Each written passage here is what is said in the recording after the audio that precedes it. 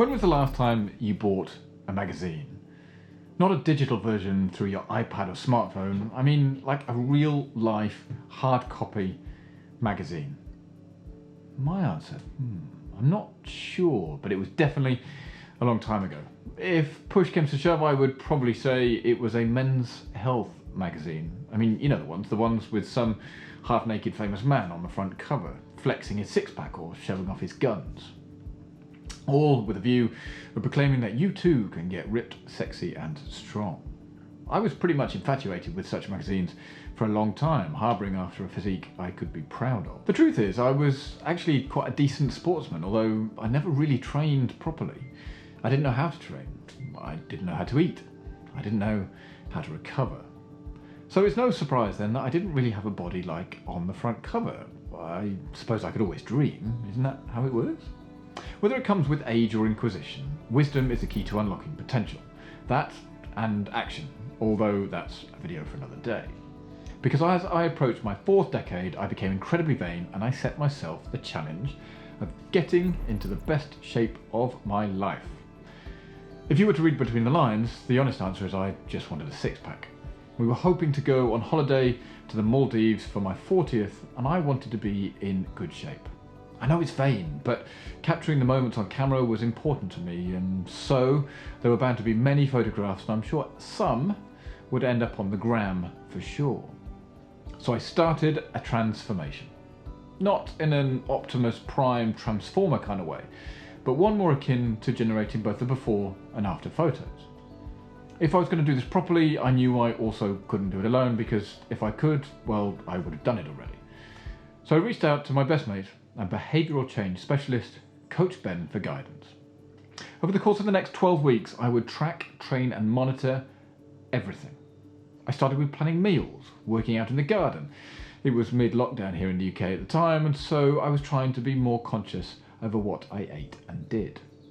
It would be remiss of me to say that it was easy because, well, it wasn't. When you see the transformations online, you think, wow, they are impressive. But what you don't see are the sacrifices that are made to get there. Most people, let's be honest, are not willing to give up the wine, beer, pizza, desserts, peanut butter, or insert whatever your guilty pleasure is here, to get to where they want to be. Rather thinking they can attain some sort of moderation and achieve their goals, well, simple answer, this is bullshit. It won't work. No matter how much you think it will, to be honest, the best way to describe it is with Stephen R. Covey's tweet, which said, to achieve goals you've never achieved before, you need to start doing things you've never done before. What marketing companies won't tell you is that the secret to success is really unsexy. It won't sell ebooks. It won't set the world alight. It certainly won't hit the front covers of magazines. Because it's all about consistency. Doing the hard yards every single day, especially when no one is looking.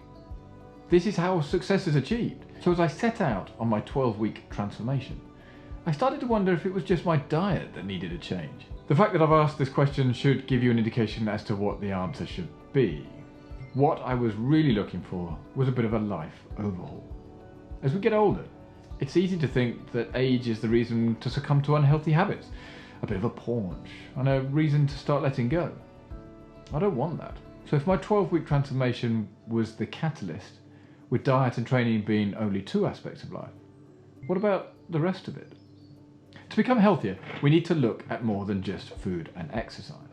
What about social interactions? What about your hobbies? What about your social media?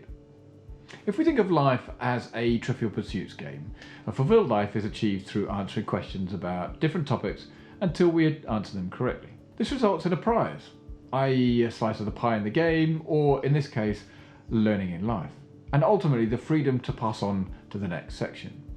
In the game, winning is achieved when all sections of the pie are filled. And life is the same, but I had only addressed 2 of the pieces of the pie. I believed there were at least 4 more to get. And that's when it dawned on me. If the goal is to have a healthier life, well, you have to start removing all the junk from your diet. And this is not just about food. It could be about doom scrolling late at night through endless social media posts, or hanging around with people who just don't encourage and build you up. Conversely, it could be about what you read or watch. In much the same way of making long-lasting nutritional change, it's not solely about eliminating, but rather about including more of the good stuff. Don't eliminate carbs, include more fruit. Don't eliminate social media, include more positive real stories. Don't eliminate Netflix, include more learning content. It's a bit like conducting a life audit. Keep what is good, reduce what isn't, and identify where to improve. And that's the point. Nothing ever happens in isolation. If you want to get fit, exercise is only one part. There are many other facets which contribute to the success or failure of the goal. Being aware of this is the easy part. What you do about it is the hard part.